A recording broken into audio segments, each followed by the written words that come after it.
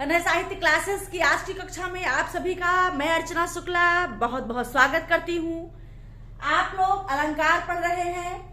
अलंकार संप्रदाय आप जानते हैं, अलंकार के संस्थापक आचार्य भामह है। 6वीं शताब्दी में अलंकार संप्रदाय की स्थापना होती है।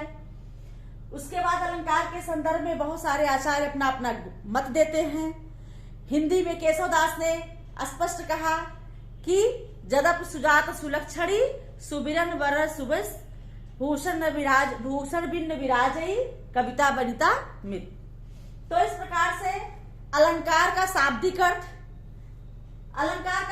अर्थ होता है सजावट, श्रृंगार, आभूषण। अलंकरोत इति अलंकार, जो अलंकृत कराए, जो हमारे शोभा को बढ़ाए, वही अलंकार होता है। जिस प्रकार से कब महिला स्त्री की सुंदरता को बढ़ाने में अलंकार महत्वपूर्ण भूमिका निभाता है, उसी प्रकार से काव्य की शोभा बढ़ाने में यहाँ अलंकार, शब्दों का अलंकार आवश्यक होता है। साहित्य शास्त्र में अलंकार शब्द का प्रयोग काव्य सौंदर्य के लिए, मतलब काव्य की सुंदरता बढ़ाने के लिए अलंकार का प्रयोग किया जाता है। अलंकार का शाब्दिक अर्थ है सजावट, श्रृंगार या आभूषण। साहित्य शास्त्र में अलंकार शब्द का प्रयोग काव्य सौंदर्य के लिए होता है, मतलब काव्य की सुंदरता बढ़ाने के लिए अलंकार की जरूरत होती है। काव्य की शोभा बढ़ाने वाले धर्म क्या कहलाते हैं? अलंकार। काव्य की शोभा बढ़ाने वाले धर्म को अलंकार कहते हैं। अलंकार काव्य को रमणीयता प्रदान करती है, मतलब काव्य में यदि अलंकार जुड़ जाता है तो उसकी सुंदरता, उसकी शोभा, उसकी रमणीयता 4 गुना बढ़ जाती है। अलंकार के मुख्यतः 2 भेद होते हैं। मुख्यतः कितने होते हैं? 2 भेद होते हैं। पहला है शब्दालंकार, दूसरा है अर्थालंकार। अलंकार के मुख्यतः 2 भेद होते हैं। एक तीसरा उभय अलंकार भी माना गया है, लेकिन मुख्यतः 2 भेद, शब्दालंकार और अर्थालंकार। शब्दालंकार किसे कहते हैं? जहां शब्दों के कारण काव्य में रमणीयता आए, वहां शब्दा अलंकार होता है। मतलब डायरेक्ट पढ़ते ही शब्दों में चमत्कार जहां पैदा हो जाए, उसे क्या कहते हैं? शब्दा अलंकार कहते हैं। दूसरा है अर्था अलंकार, जहां अर्थ के कारण रमणीयता आए, उसे क्या कहते हैं? अर्था अलंकार। मतलब पढ़ने के बाद उसके अर्थों में जब चमत्कार निकले, सुंदरता बढ़े, उसकी रमणीयता आए, तो उसे क्या कहते हैं? उसे अर्था अलंकार कहते हैं। तो शब्द के द्वारा जहां सुंदरता आए, काव्य में रमणीयता आए, आकर्षक आए, वहां पर शब्दा अलंकार, और अर्थ के द्वारा जहां काव्य में रमणीयता आए, सुंदरता आए, शोभा बढ़े, उसे अर्थ अलंकार कहते हैं। अब आप देखिए शब्दालंकार के भेद। शब्दालंकार के मुख्यतः कितने भेद होते हैं? 7।